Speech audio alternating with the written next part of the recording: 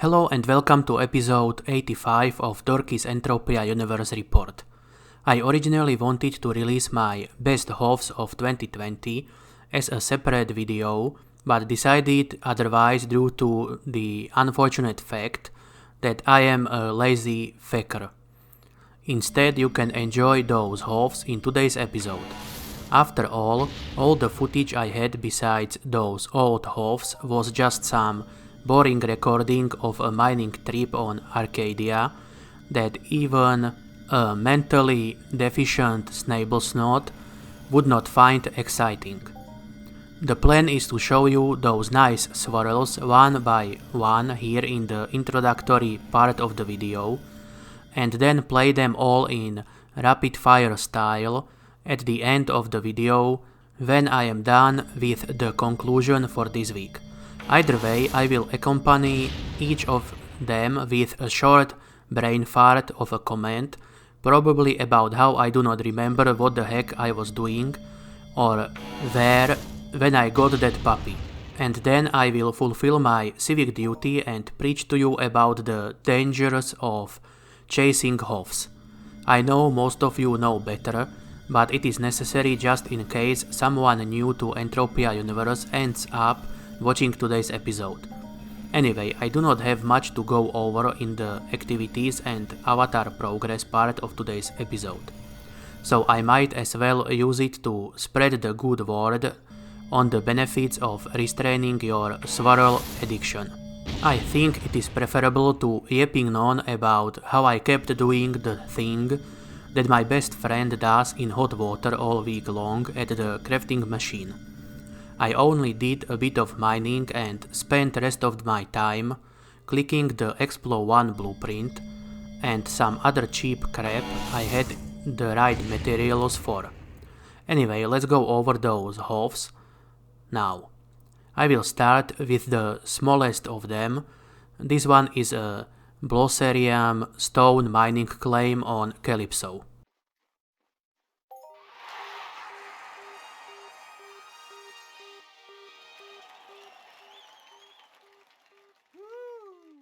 Coming up next is a relatively small crafting HoF that I got from Explo Recycle 2 Click.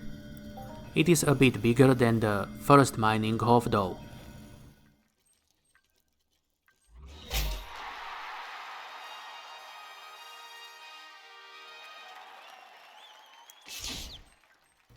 And now we get to the second and last mining HoF on this list. It is a Kaz stone HoF that I got on Arcadia while mining with a D-class mining amplifier. 2020 was rather poor in the mining swirls department for me, although the returns overall were not bad.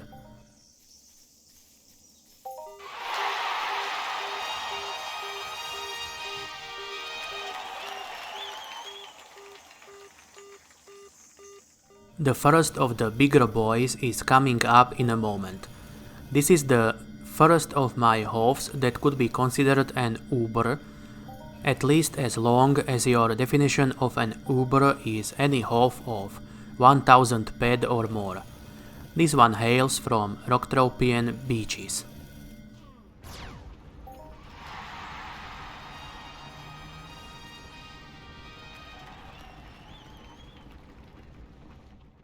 I must say that crab-like creatures seemed to like me in 2020. Next one came out of another crab, this time the Mature Tide Claw on Cyrene, and it was my biggest hunting HoF of 2020. Although not the biggest HoF I ever got, not even from the Tide Claws themselves. The honor of biggest Tide Claw I got belongs to a Guardian Claw that shot out few hundred ped more than this straight in my face few years ago. Anyway, here it comes.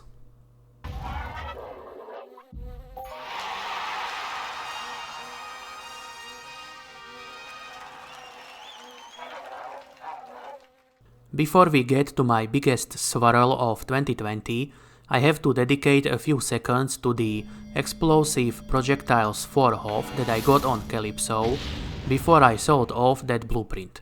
Sadly, I could not find the raw footage of this swirl.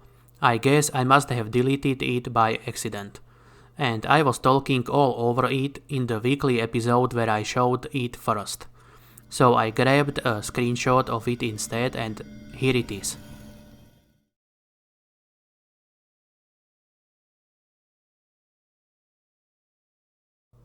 Let's finish it all off with my biggest HoF of 2020, and at the same time the second biggest swirl I have ever gotten in my nearly 17 years of playing Entropia Universe. It is the Explore Recycle 2 Uber HoF that I got on Calypso. Funny enough, this one is the last one both by size as well as chronologically. I did not get any swirls that would qualify for this list since then.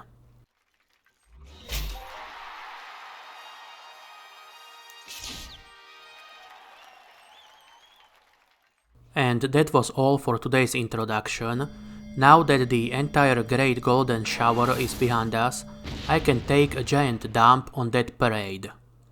I mean, getting globals, HoFs and big HoFs is nice and all, but the problem is that many people see those HoFs and want one themselves. They start doing lots of random and expensive activities, and vast majority of them ends up broke and salty, and usually if they persist long enough to get a big one, it is nowhere near enough to cover the losses they incurred chasing after it.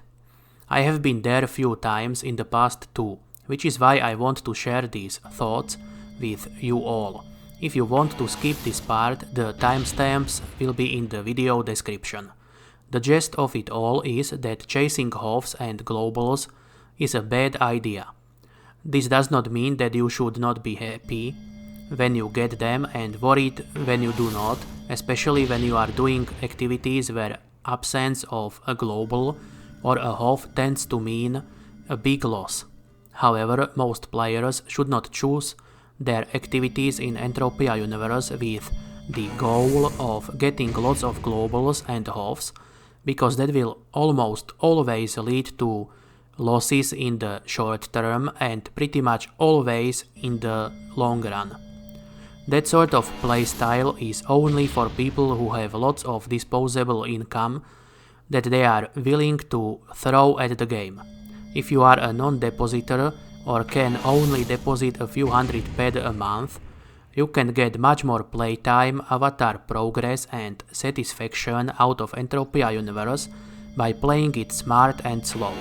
Try to stick to things that are within your budget and provide enough markup to at least break even in the long run. Because this game is about the long-term results rather than the short-term.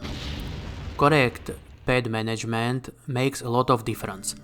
We are talking tens of thousands, even hundreds of thousands of loot actions, and if you cannot keep doing what you are doing without going broke after hunting down few hundred mobs with bad loot, the chances are that your budget is way too small for hunting a mob with that many hit points.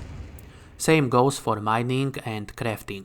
In other words, if you have only few hundred ped to your name, you should not do activities that cost you more than few cents per loot action, especially if they do not provide you with loot that has decent markup and can be sold fairly quickly in smaller stacks. It does not matter if you already have skills to go hunt bigger mobs, click more expensive blueprints or start using mining amplifiers. If you did that and happened to hit a period of bad loot, which happens often, you would be left with too little ped to do anything again until you can deposit again or sweat it all back. But if you are, let's say, hunting small vixens and doing the AI daily mission on Rocktropia on such a small budget, you are getting those gears that sell at a really nice markup, plus you get the reward worth something like 3 ped for the AI mission whenever you complete it. And the mobs do not cost much, so you can hunt down lots and lots of them at a fairly low cost. On top of that, you can sell off those gears whenever you see someone buying them at a good price in a rock trading channel or on auction. You will have a loss in terms of TT value you spend versus the TT value you get back in loot, of course. That is usually the case, especially in the long run. However, markup from the gears, daily mission rewards and any other markup you can get by selling your loot will make a huge difference both in the short run as well as in the long run. On the other hand, if you went hunt and bully maxis or did a mining run with a level 5 or a D-class amp for 200 to 300 ped, when that is all you have, you will more often than not come back with way less than what you put in. Sometimes you might get a bit lucky and have a small profit or just a small loss that does not completely break your budget. However, if you try this approach a few times, you will end up hitting that one really crappy run many times over, long before you become that one lottery winner to rule them all. Anyway, I think I spent more than enough time trying to hammer home that particular point. Please play within your budget and do not chase after mobs or activities just because you see people global and HoF a lot doing that one thing. If it is something that people speak of as being profitable and is within your budget, then sure, have at it.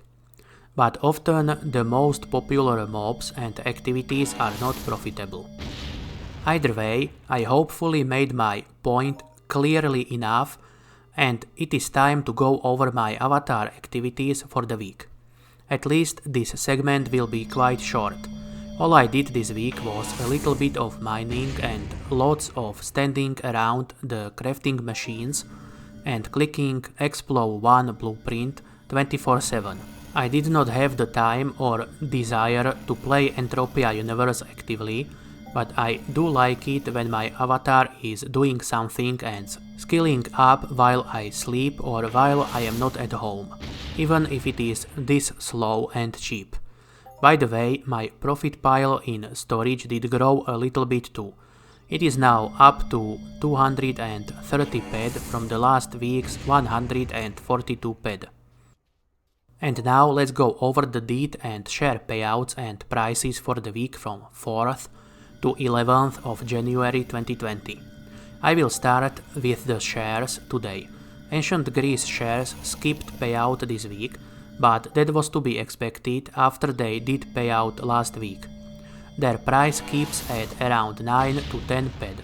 Meanwhile, Crystal Palace shares finally paid 2 peg per share today. They were paying that shitty 1 peg for a while now, and I am glad to see the improvement this week. Let's hope it stays that way or gets even better next week. The cheapest stack of Crystal Palace shares this morning was priced at 18 ped, 28 peg, and there around 18.30 is the price people seemed to keep selling them at the whole week. When it comes to Arcadian Deeds, I cannot really poop much on the Arcadia Moon Deeds this week, since they did surprisingly well. They paid out 4 times this week for a combined total of 5 peg per deed. I mean, it does not seem like all that much, but when it comes to AMDs, it is quite an achievement.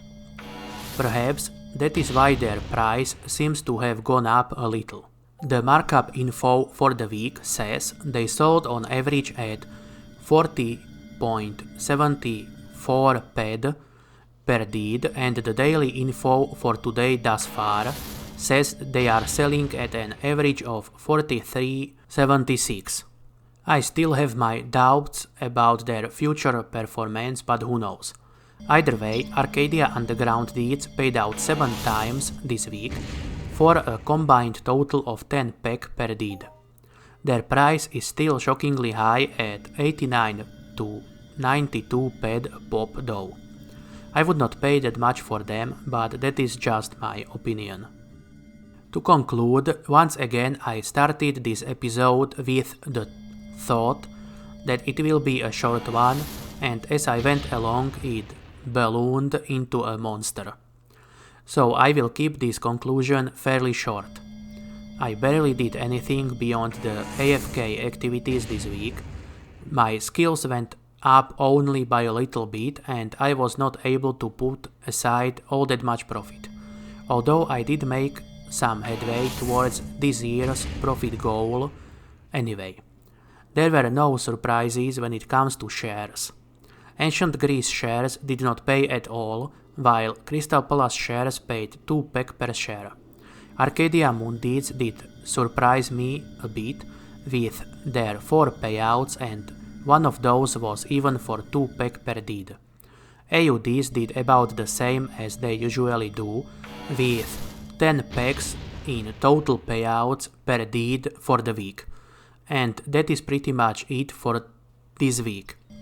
I started to feel a little bit of an itch today, which was caused by the desire to do some heavy mining soon. However, I will do my best to resist that urge, as the loot still seems to be down. Thank you for watching and I wish you a pleasant remainder of the day.